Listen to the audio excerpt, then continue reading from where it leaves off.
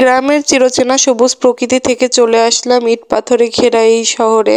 তো কোলাহলময় শহরে আজকের ভিডিওটি আপনাদের সাথে শেয়ার করছি। তো হেই বিউটিফুল পিপল, আসসালামু আলাইকুম। আপনারা সবাই কেমন আছেন? আশা করি সবাই ভালো আছেন, আমরাও ভালো আছি। তো আজকের ভিডিওটা শুরু করলাম আমাদের বাসা থেকে। আমরা দেখতে পাচ্ছেন যে বাসায় চলে এসেছি। তো বাসায় আসার পরের দিন সকাল থেকে আমি ভিডিওটি শেয়ার করছি আপনাদের সাথে। তো আজকে সকালটা অনেক সুন্দর ছিল, আর সকালে ঘুম থেকে উঠে চলে এসেছি আমার রান্নাঘরে। তো আমার একটা পছন্দের জায়গা হচ্ছে আমার রান্নাঘর, কিন্তু আমার রান্নাঘরের অবস্থাটা আজকে একটু খারাপ, কারণ কালকে বাসা থেকে এসে মানে গ্রাম থেকে আসার পরে রান্না বান্না করে আর সবকিছু না মেজে রেখে দিয়েছিলাম, কোনো কিছু পরিষ্কার করে রাখা হয়নি, খুবই ক্লান্ত লাগছিল আমার। তো সকাল সকাল চলে আসলাম, এই যে থালাবাটি সব পরিষ্কার করে নিচ্ছিলাম, আমাকে এখন রান্না করতে হবে।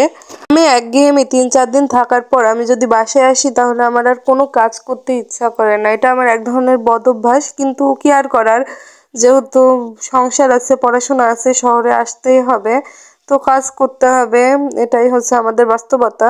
তো এখানে একে একে আমি হচ্ছে সব কিছু পরিষ্কার করে নিচ্ছিলাম, এই যে প্লেট মাজতেছি।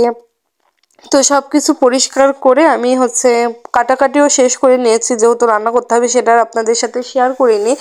তো অনেক ব্যস্ততার মাধ্যমেই হচ্ছে কাজগুলো শুরু করেছি, আর তারপরে মনে হলো যে আপনাদের সাথে একটু শেয়ার করা যাক, সেই জন্য আর আসলে শেয়ার করা।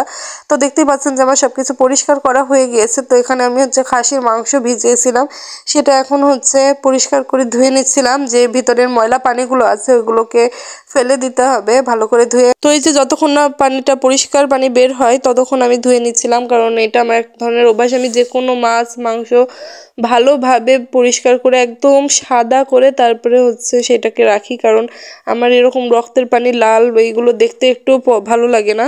তো মাংসটা পরিষ্কার করে ধোয়ার পরে এই যে এখন আমি চাল আর ডাল মিক্স করা আছে খিচুড়ি রান্না করার জন্য, এটাকেও ভালোভাবে ধুয়ে নেব।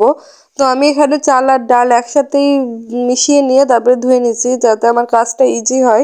আমি সবসময় শর্টকাটেই রান্না করতে পছন্দ করি, আমার বেশিক্ষণ ধরে রান্নাঘরে থাকতে একদমই ভালো লাগে না।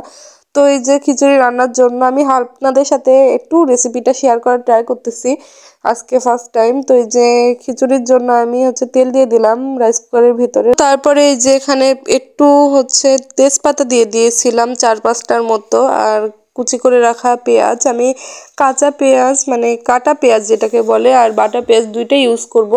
তো পেঁয়াজটা দিয়ে একটু ভালো করে নেড়ে ভেজে নিয়েছিলাম। তারপরে যে মশলা, যে গরম মশলাটা আছে, এলাচ দারচিনি লবঙ্গ, সেটা হচ্ছে দিয়ে ভালোভাবে ভেজে নিচ্ছিলাম, একটু লাল লাল করতে হবে। তো ভাজার পরে যে এক পর্যায়ে আমি যে রসুন বাটা, পেঁয়াজ বাটা, আদা বাটা যেটা আছে সেটা হচ্ছে চামচে করে পরিমাণ মতো দিয়ে দিচ্ছি। আমি আসলে কতটুকু দিয়েছি এখন আমার খেয়াল নাই, আমার হচ্ছে যতটুকু চাল ছিল সেই অনুপাতেই দিয়েছি। আমি আসলে প্রপার রেসিপিটা আপনাদের সাথে শেয়ার করতেছি না যে পরিমাণটা কত হবে। তো এটা ভালোভাবে ভাজার পরে বেশ কিছুক্ষণ নেড়ে ভেজে নিয়েছি, না নেওয়ার পরে হচ্ছে যে চাল দিয়ে দিলাম, চালটাও হচ্ছে ভালো করে নেড়ে ভাজতে হবে। ওর ভিতরে আমি হচ্ছে কাঁচটা যে মরিচটা ছিল সেই মরিচটাও দিয়ে দিলাম, অনেকগুলো পরিমাণে ঝাল ছিল এখানে, আমি খিচুড়িটা একটু বেশি পরিমাণে মরিচ দিয়ে রান্না করতে পছন্দ করি।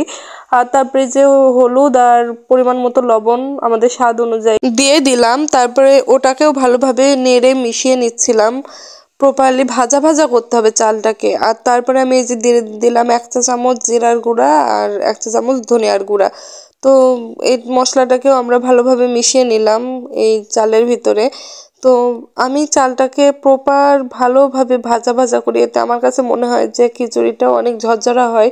তো তারপরে এই যে চালের যে ডবল পানি, চাল আর ডাল যে পরিমাণে তার ডবল পানি দিয়ে নিলাম, এটাই আমার কাছে মনে হয় যে রাইট হিসাব। আমি সেইভাবেই রান্না করি, তো আমার কাছে একদম ঝরঝরে হয়।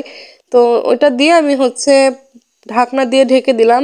ব্যাস, আমার রাইস কুকারে রান্না করতে এই একটাই সুবিধা মনে হয় যে কোনো ঝামেলা নাই, দিয়ে রাখলেই হয়ে যাবে। আর এইদিকে ঝটপট মাংস রান্না করার জন্য একটা প্রেসার কুকারে তেল দিয়ে দিলাম, তারপরে যে এলাচ দারচিনি বাটা মশলা, পেঁয়াজ রসুন আদা, এর আমি একটু কাটা পেঁয়াজও দিয়েছিলাম, কাঁচা যে পেঁয়াজটা। তো তারপরে এই যে হলুদ গুঁড়ো, মরিচের গুঁড়ো, এগুলো দিয়ে ভালোভাবে হচ্ছে নেড়ে দিলাম।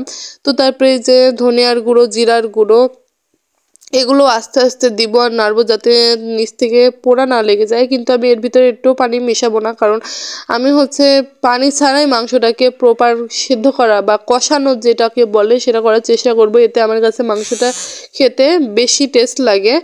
তো এই যে এখানে হচ্ছে আমি মাংসগুলো দিয়ে এবার হচ্ছে ভালোভাবে নেড়ে চেড়ে দিচ্ছিলাম। আর দেখতেই পারছেন যে মাংস থেকে কতটা পরিমাণে হচ্ছে পানি উঠে এসেছে।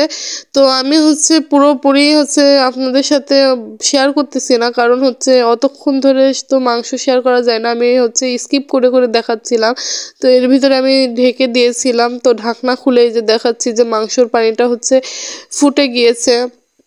তো কষানো হচ্ছে মাংসটা প্রপারলি। তো আমি একটু নেড়েচেড়ে দিচ্ছিলাম যাতে নিচ থেকে পোড়া না লেগে যায় ভালোভাবে, কারণ মাংস পুড়ে গেলে তো আর ভালো লাগবে না। আমি হচ্ছে আগে ভালোভাবে কষিয়ে 80% 70% মতো এর ভিতরেই সিদ্ধ করে নেব। তারপরে হচ্ছে আমি ঝোলের পানিটা দিয়ে প্রেশার কুকারটা ঢেকে দিয়ে 3-4টা মতো সিজ দিয়ে নিলেই আমার মাংস রান্নাটা হয়ে যাবে। তো এদিকে আমি আবার খিচুড়ির কাছে আসলাম দেখার জন্য যে কী অবস্থা। তো খিচুড়ির পানিটাও একটু টেনে এসেছে। তো আমার মোটামুটি এখানে কষানো শেষ মাংসটা।